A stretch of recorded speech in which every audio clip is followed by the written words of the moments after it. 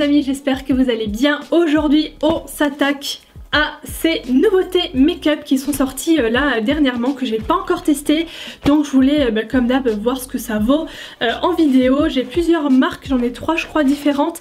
J'ai du Kat Von D, du Benefit et du Martin Cosmetics et j'ai plusieurs produits par marque, donc je pense qu'il va y avoir de quoi tester.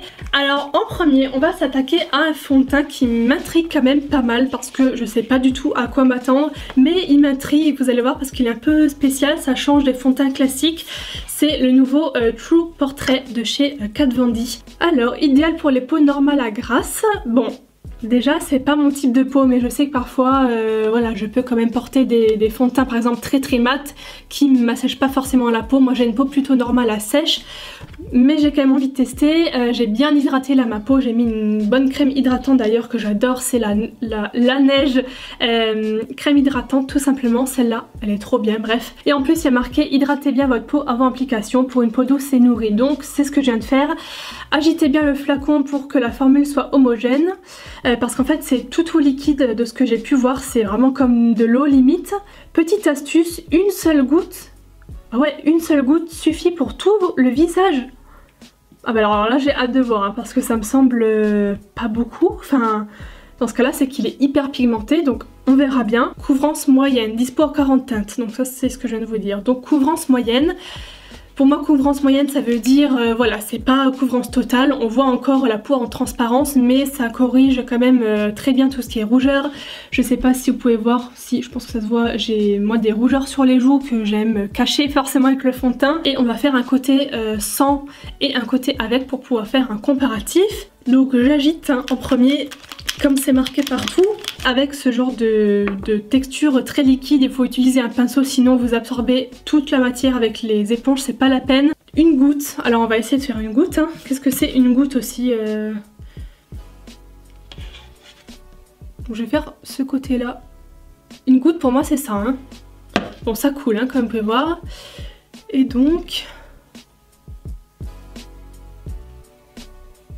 je pense qu'on va être plutôt d'accord vous et moi, mais j'ai l'impression qu'il s'est volatilisé. Je ne vois aucune matière, ça oui, donc c'est très bien, mais je ne vois aucune couleur, aucun pigment. J'ai l'impression que je viens d'étaler une crème en fait. Donc là, une goutte suffit pour tout le visage. Je ne suis absolument pas d'accord là les gars par contre, mais pas du tout. Je vais recommencer, je vais en mettre beaucoup plus parce que là je pense que c'est absolument pas suffisant. Bon, là j'en ai mis quand même beaucoup plus, hein. Je vais commencer par en haut. La matière est par contre très agréable à travailler parce que c'est comme, c'était écrit je sais plus où, mais comme un peu du velours comme ça. Donc le côté avant et donc voici le après. Au niveau de la teinte, de la couleur, c'est vraiment pile poil. Snowbell, mes bijoux. Est-ce que vous voyez la boîte là? Ah oui. Mais alors? Bon bah écoutez, on va la laisser là. Je disais du coup que au niveau de la teinte c'est pile poil la bonne. Par contre après au niveau couvrance je pense qu'on est tous d'accord pour dire que c'est pas fou du tout. Couvrance moyenne, je m'attendais quand même à plus, surtout le truc de une goutte suffit pour tout le visage. Là je ne suis absolument pas d'accord. Là pour le coup c'est un gros flop je trouve. Il faut vraiment en mettre pas mal pour avoir un semblant de couvrance. Enfin, il n'y a pas énormément de différence entre le avant-après. Alors oui ça unifie légèrement l'ensemble comparé à l'autre côté, mais encore une fois c'est pas fou comme différence. Ça donne un petit côté par contre teint de pêche, tout ça très velouté, tout ça. Là je suis d'accord, effet velours, mais il manque la couvrance quoi. Surtout qu'il y a marqué couvrance moyenne et c'est vrai que ça je suis pas d'accord. Surtout que moi j'ai mis triple quadruple dose hein, comme vous l'avez vu, donc si on veut quelque chose de très léger, comparable à une bébé crème je trouve, enfin, pour moi c'est vraiment comparable à certaines bébé crèmes que j'ai dans mes tiroirs. Ben ça peut le faire, sinon c'est vrai que si on cherche plus de couvrance, moi j'aime quand même unifier tout ce qui est rougeur, et là ben je sais pas si vous verrez mais ça se voit encore à travers là aussi. Là je viens de me rendre compte, je sais pas pourquoi je l'ai pas vraiment vu avant. En fait ça marque tous les petits pores, tous les petits... vous savez les fonds de teint qui font des mini points comme ça partout. En dessous du nez là et... Oh là là, non c'est pas beau du tout en fait. C'est pas beau du tout et j'ai l'impression qu'il se fixe mal aussi à la peau, parce que je viens de faire ça, de me gratter la joue et regardez comment il s'est enlevé à cet endroit là. J'espère qu'on verra bien, mais ça, j'ai l'impression qu'il se déplace vachement. Next produit, nous allons chez Benefit maintenant avec leur nouvelle anti-cerne. Donc c'est le nouveau Boeing, donc il y a le Boeing version peau qui existe depuis très longtemps déjà, et ils ont sorti la version liquide. Donc c'est le Boeing Cakeless Concealer comme ceci. Voilà, les teintes sont écrites en haut. Texture sans effet de matière. Anti-cerne liquide haute couvrance, il ne file pas dans les ridules, ne s'écaille pas, un camouflage de qualité et quasi insoupçonnable, disponible en 12 teintes, fini naturel, tenue 24 heures, waterproof. Donc de ce que je lis là, il me semble vraiment top. Le flacon est comme ça, on dirait un petit crayon là avec la gomme, trop cute. Et donc par contre la couleur là, je pense que c'est un peu clair. Donc je vais finir au doigt. Il est un peu clair je trouve au niveau de la teinte, mais de toute façon j'avais pas plus foncé sans que ce soit trop rosé, donc on va faire avec. Surtout qu'en plus le fond de teint à côté n'est pas aussi couvrant que l'anti-cerne, du coup ça fait un peu bizarre, mais bon bref, on va continuer comme ça. Sinon, concernant ce qui est écrit, c'est vrai que la matière n'est pas du tout épaisse, c'est une matière assez fluide, sans effet de matière. Alors ça je l'ai regardé de près, parce que c'est vrai que je suis un peu loin de mon miroir. Oh! Attendez, faut que je zoome là. Regardez ce que ça a donné ici. Alors c'est pas l'anti-cerne là, je parle vraiment du fond de teint parce que je viens de le voir. Je suis une écaille géante. J'espère que ça se verra bien parce que là... Oh, attendez. Non mais... Oh, j'ai jamais vu ça. Oh mais c'est... Regardez, ça fait des peluches. Et c'est pas à cause de la crème hein, que j'ai mis, parce que celle-là, ça fait, je sais pas, au moins 3 semaines que j'utilise en dessous de mes maquillages. Enfin voilà, j'ai déjà utilisé sous plein de fond de teint. Elle a jamais fait ça, donc je pense pas que ce soit ça. Là du coup, bon, on va se concentrer sur l'anti-cerne. Le teint, on va l'oublier pour le moment.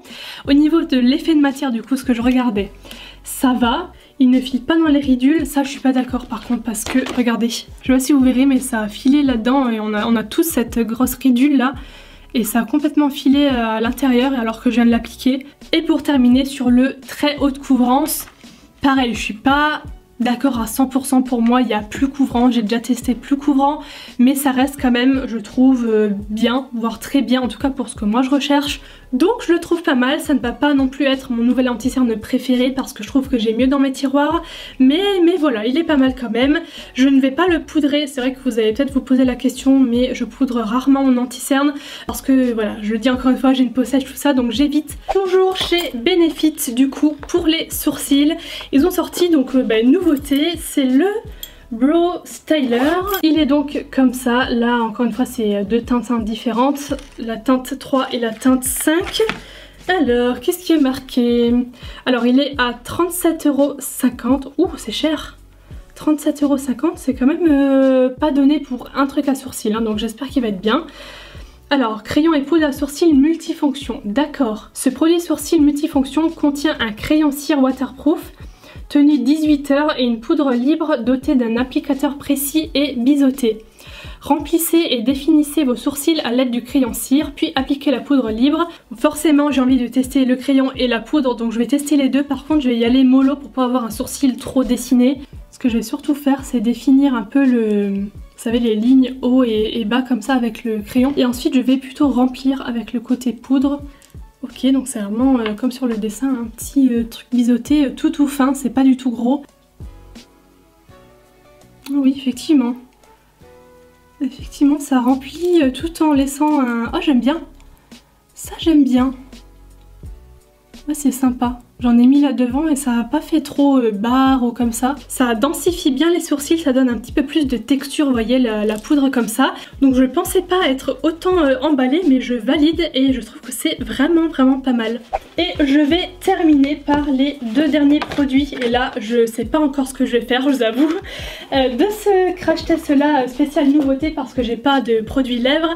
Mais par contre, j'ai deux palettes de fard à paupières que je veux absolument essayer. Donc je sais pas en fait si je vais vraiment faire un choix entre les deux ou faire un œil de chaque. Bon, je vais déjà vous les montrer les deux et ensuite on verra, enfin je verrai ce que je vais faire. Donc pour la Martine, elle est comme ça, couleur nude, couleur peau comme ça.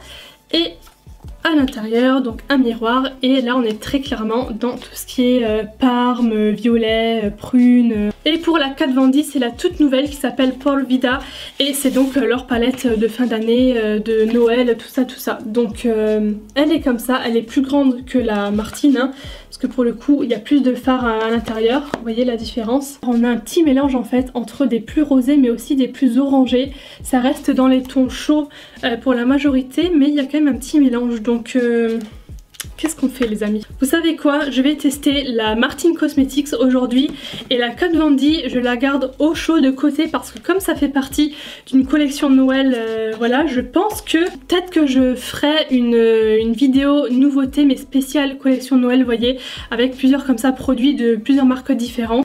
Sûr et certain vous la reverrez dans une prochaine vidéo, donc aujourd'hui on va s'attaquer à la Martine. Ah ouais non mais attendez les gars, moi j'ai même pas fini mon teint encore, j'ai pas mis le bronzer, j'ai pas mis, mais c'est parce que j'ai pas de nouveauté comme ça à tester, donc j'ai complètement zappé.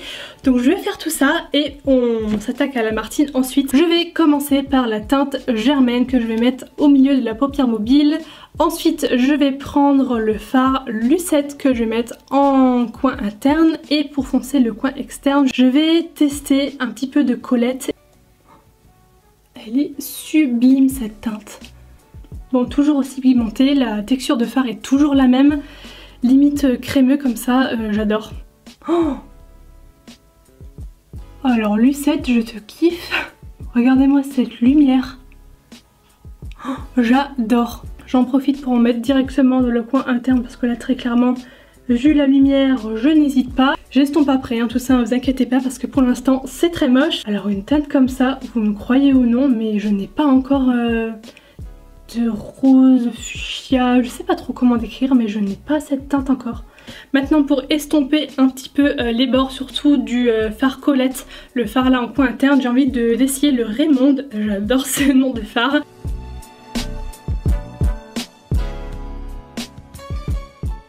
Et pour le ras de cils inférieur, je reprends exactement les mêmes teintes, le Germaine et le Colette.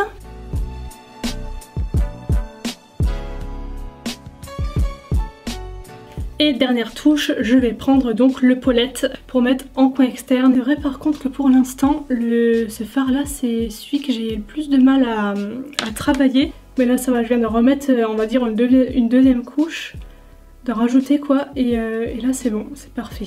Donc petit bilan à chaud avant de revenir plus tard ce soir pour vous faire un petit update. Vous l'avez compris je pense et vous l'avez vu, le fond de teint c'est une totale, où est-ce que je l'ai mis là, une totale déception malheureusement. Pourtant j'aime beaucoup ce que fait Kat Von D et je suis sûre que la palette Pura Vida est vraiment bien parce que j'ai vu quelques photos, quelques looks avec, elle a l'air super jolie et de bonne qualité. Par contre c'est vrai que le fond de teint là j'ai malheureusement pas accroché du tout. Ensuite les produits Benefit, bah écoutez, pas déçu. Le anti-cerne c'est pas mon anti-cerne préféré, mais par contre il est loin d'être nul quoi, il est bien. Par contre j'ai beaucoup aimé le Brow Styler là. Je trouve que le fait d'avoir un truc 2 en 1 qu'on peut utiliser séparément chaque côté, c'est vraiment cool. En plus le produit poudre, je m'attendais à un flop au niveau des chutes et tout, et en fait pas du tout. Donc, pour finir la palette Martine, comme les autres produits de la marque, j'ai envie de dire, je suis pas déçue, vraiment pas. C'est une bonne surprise. Après il y a juste le fard Paulette là de la fin. Je vous l'ai dit, j'ai eu un peu plus de mal quand même à le travailler que les autres. Non, elle est vraiment chouette pour les personnes qui aiment les tons un petit peu comme ça rosés. Alors nous y sommes, il est quasiment 20h15, 20h20. Je ne supporte plus en fait le fond de teint sur la peau. Déjà question, rien que le ressenti, en fait j'ai eu l'impression d'être sale du visage, d'avoir quelque chose... Parce qu'en fait il reste en surface, comme je vous ai dit, il se fixe pas. Est-ce que vous arriverez à voir cette trace ici là? Genre je me suis grattée là, j'ai enlevé mon doigt et j'espère que ça se voit bien. J'ai l'impression qu'on voit rien dans le retour écran. Mais dans le miroir on voit genre du rose en dessous qui est ma peau, mes rougeurs qui ressortent. Donc ça s'est enlevé à cet endroit là.